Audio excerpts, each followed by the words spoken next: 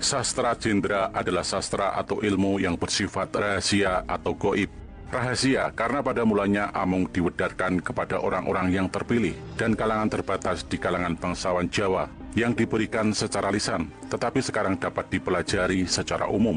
Gaib karena ilmu ini diajarkan oleh guru sejati melalui rasa sejati atau tasawuf Hayuningrat atau Yuningrat, berasal dari kata hayu atau rahayu yang artinya selamat, dan engrat yang berarti di dunia. Pangruwating diu artinya meruat, meluluhkan, merubah, memperbaiki sifat-sifat diu, raksasa, angkara, dan durjana. Maka sastra Jendra Hayuningrat Pangruwating diu maknanya adalah ilmu rahasia keselamatan untuk meruat sifat-sifat angkara di dunia ini, baik mikro maupun makro. Sastra Jendra Hayuningrat Pangruwating diu merupakan ilmu yang berasal dari Allah untuk menyelamatkan segala sesuatu. Maka tiada pengetahuan atau hakikat lain lagi yang dapat digapai manusia di tanah Jawa yang lebih dalam dan lebih luas melebihi sastra Jendra Hayuningrat Pangruwating diu, karena ini merupakan sastra adiluhung atau ilmu luhur yang merupakan ujung akhir dari segala pengetahuan atau kawruh kasampurnan ilmu tasawuf Jawa sampai saat ini. Makna atau kawruh yang terkandung dalam sandi sastra, kalau diurut dari atas ke bawah, dari ho sampai ngo, mengandung makna yang sangat dalam dan luas tentang rahasia gumelaring dumadi atau pambabaring titah, atau rahasia jati diri, asal-usul atau terjadinya manusia menurut persepsi orang Jawa, yaitu terciptanya manusia dari nur, cahaya Allah yang bersifat Tritunggal Maha Suci, yang merasuk busana anasir-anasir sebagai wadah, yaitu badan jasmani halusan dan badan jasmani kasar. Apabila diurut terbalik dari ngo naik sampai ho, inilah yang merupakan rahasia jalan rahayu, ya Pangruwating diu, untuk menuju kesempurnaan hidup, kembali kepada sangkan paraning dumadi, kembali ke asal mula, ke alam sejati, yaitu menghadap Allah yang Maha Agung. Jadi dari ngo sampai ho juga merupakan urutan-urutan panembah, dimulai dari badan jasmani kasar atau alam syariat, di mana titik berat kesadaran kemudian harus dialihkan satu tahap demi tahap ke roh asal mula, ke alam sejati. Syarat mutlak agar kita dapat menyadari atau memahami sesuatu hal adalah membawa kesadaran kita bergerak masuk berada di situ. Fokus titik berat kesadaran dapat berpindah. Dalam keseharian hidup, kesadaran kita banyak terfokus dalam badan kasar, alam anasir, di luar alam sejati. Tahapan pertama yang harus dilalui yaitu ngo. Sedemikian rumit dan sulitnya, maka dapat dibayangkan tidak begitu mudah untuk memindahkan titik berat atau fokus kesadaran ke alam sejati. Namun itulah intinya perjalanan spiritual yang harus kita tempuh. Uraian secara garis besar. Hono coroko, doto sowolo, podo joyonyo, mogo bodongo. Kalau diuraikan adalah sebagai berikut. Ini merupakan garis besar saja, karena detailnya begitu luas atau multidimensi tak terkira, penuh dengan pengetahuan kasunyatan sejati yang tak habis diuraikan dalam bahasa kewadakan, apalagi tulisan. Dan ini adalah garis besar uraian dari sisi spiritualnya untuk dipakai sebagai tolok ukur dalam menempuh jalan rahayu untuk dapat kembali ke sangkan paraning dumadi. Huruf pertama adalah ho, huripku cahyaning Allah, hidupku adalah cahaya Allah. Sebelum ada apa-apa, sebelum ada alam semesta beserta isinya ini tercipta, adalah sang hidup atau al-hayu, ya Allah, ya Ingsung, yang ada di alam awang uwung, yang tiada awal dan akhir, yaitu alam atau keadaan Allah yang masih rahasia atau alam sejati.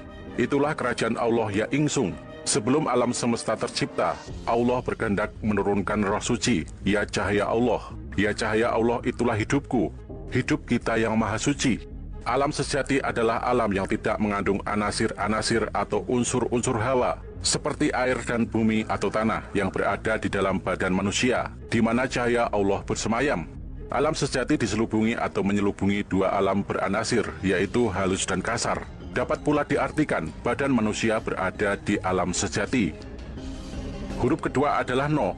Nur hurip cahyo wewayangan. Nur hidup cahaya yang membayang. Hidup merupakan kandang nur yang memancarkan cahaya kehidupan yang membayang, yang merupakan rahasia Allah. Kehidupan yang maha mulia, Tritunggal Maha Suci, berada di pusat hidup, yaitulah kerajaan Allah. Sang Tritunggal adalah Allah Ta'ala atau Gusti Allah atau Pangeran atau Suksma Kawekas, Ingsung atau Guru Sejati atau Suksma Sejati, dan Roh Suci atau Nur Pepanjer atau Nur Muhammad.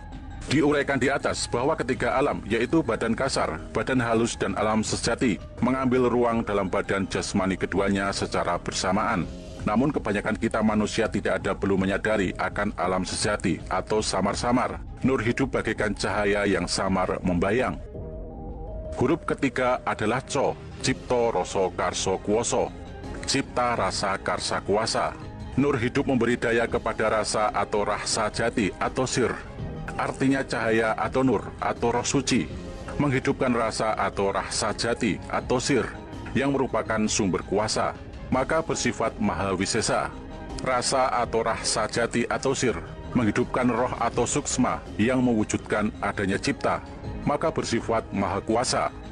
Huruf keempat adalah Ro. Rasa kuwasa tetunggaling pangreh. Rasa kuasa akan adanya satu-satunya wujud kendali atau yang memerintah. Rasa sejati yang memberi daya hidup roh atau sukma, sehingga roh atau suksma dapat menguasai nafsu atau sedulur lima, sehingga terjadilah sifat maha tinggi. Huruf kelima adalah Ko. Karsa kuwasa kang tanpa karsa lan niat. Karsa kuwasa tanpa didasari oleh kehendak dan niat. Yang mendasari adanya kuasa agung adalah kasih yang tulus, tanpa kehendak dan tanpa niat. Pamrihnya hanyalah terciptanya kasih yang berkuasa, memayu hayuning jagat kecil dan jagat agung. Huruf keenam adalah Do, dumadi kang kinarti. Tumitah atau menjadi ada atau terjadi dengan membawa maksud rencana dan makna.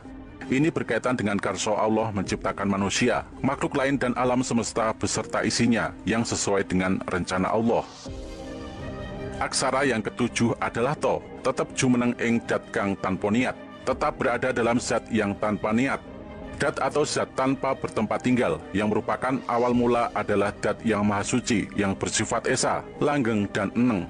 Hidup sejati kita menyatu dengan dat, ada di dalam dat. Maka di dalam kehidupan saat ini, agar selalu selaras dengan dat yang maha suci. Situasi tanpa niat atau mati sakjroning urip, atau mati di dalam hidup, dengan kata lain hidup di dalam kematian, seyogyanya selalu diupayakan. Huruf ke-8 adalah So, sifat hono kang tanpa wiwit, sifat ada tanpa awal. Ini adalah sifat sang hidup, Allah di alam sejati, tiada awal dan tiada akhir. Demikianlah pula hidup, sejatinya manusia sudah ada sebelumnya. Tiada awal mula, bersatu di alam sejati yang langgeng, yang merupakan kerajaan Allah, ya sangkan paraning dumadi. Huruf yang ke-9 adalah Wo, wujud hono tan kena kiniro. Wujud ada tiada dapat diuraikan atau dijelaskan. Adanya wujud namun tiada dapat diuraikan dan dijelaskan. Ini menerangkan keadaan Allah yang serba samara, tiada rupa, tiada bersuara, bukan lelaki, bukan perempuan, bukan waria, tiada terlihat, tiada bertempat, dijamah, disentuh, tiada dapat. Sebelum adanya dunia dan akhirat, yang ada adalah hidup kita. Huruf ke-10 adalah Lo, lali eling wewatesane. Lupa dan ingat adalah batasannya. Untuk dapat selalu berada di dalam jalan hayu atau rahayu, maka haruslah selalu eling atau ingat akan sangkan paraning dumadi, dan eling atau ingat akan yang menitahkan atau sumber hidup, yakni Allah Subhanahu wa Ta'ala. Selalu ingat akan tata laku setiap tindak tanduk yang dijalankan agar selaras dengan karsa Allah. Lali atau lupa akan menjauhkan dari sangkan paraning dumadi dan menjerumuskan ke dalam kegelapan. Contoh lupa adalah bagaikan Begawan Wisrawa dalam menguraikan sastra Jendra Hayuningrat kepada Dewi Sukesi. Tak tahan akan goda atau tak kuasa ngeracot, mengendalikan nafsu-nafsu keempat saudara, maka sang Begawan birahi kepada Dewi Sukesi yang harusnya menjadi menantunya. Huruf ke-11 adalah Po, papan kang tanpa kiblat, papan tak berkiblat. Ini menerangkan alam sejati, ya kerajaan Allah yang tiada dapat diterangkan, bagaimana dan di mana orientasinya, bagaikan papan yang tiada utara selatan, barat timur, atas bawah. Yang ke-12 adalah Do, dhuwur wekasane endek wiwitane, tinggi atau luhur pada akhirnya, rendah pada awalnya.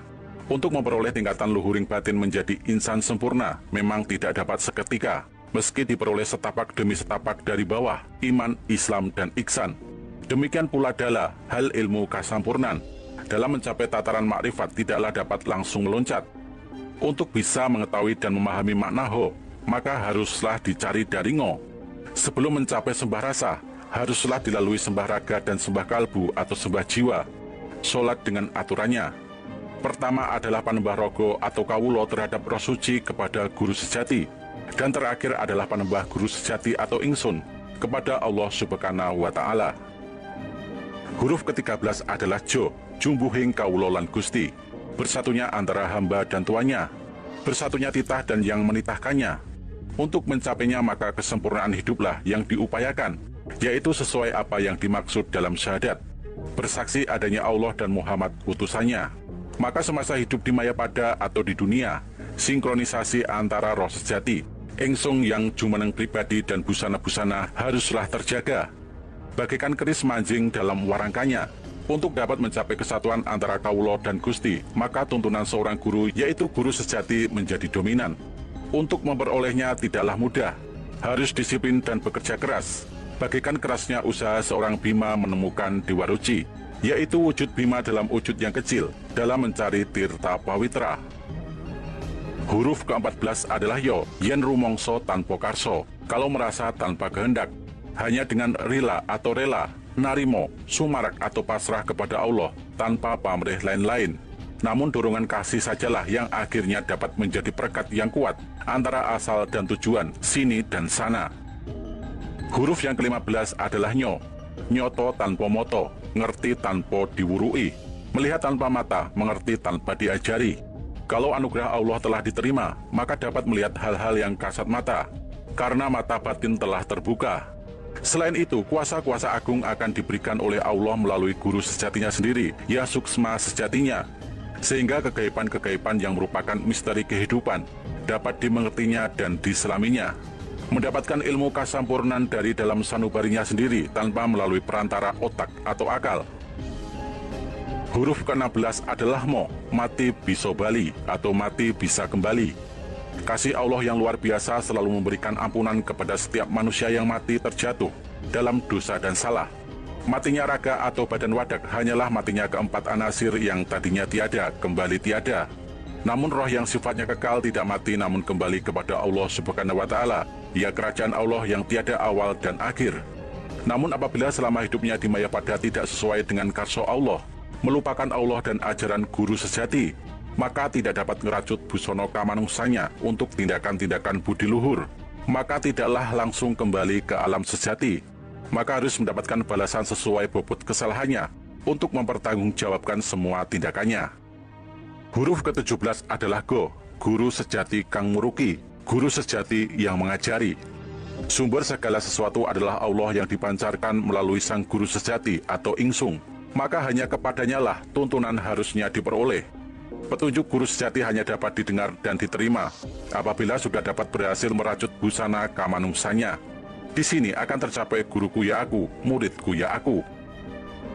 Huruf ke-18 adalah Bo, bayu sejati kang andalani. Dengan bantuan bayu sejati, daya kekuatan sejati yang merupakan bayangan dari kekuatan Allah lah yang mendorong pencapaian tingkat-tingkat yang lebih tinggi atau maksud-maksud spiritual yang berarti. Huruf yang ke-19 adalah To, tukul soko niat, tumbuh atau muncul dari niat. Niat menuju ke arah sangkan paraning dumadi yang didasari kesucian, tanpa kehendak selain ridhonya, dari keinginan ataupun pamrih keduniawian. Timbulnya niat suci hanya didasari cinta atau kasih ilahi. Dan yang terakhir adalah Ngo, ngerajut busananing manungso, merajut atau menjalin pakaian-pakaian kemanusiaannya. Busana kemanungsan adalah 4 anasir atau elemen yang dimanifestasikan dalam wujud-wujud sedulur papat, serta 5 sedulur lainnya. Ke-9 saudara tersebut harus dikuasai, dirajut atau dijalin dengan memahami kelebihan dan kekurangannya, agar tercapai iklim harmoni atau balance dalam perjalanan manusia hidup di Mayapada ini, yang pada akhirnya tercapailah kesempurnaan hidup.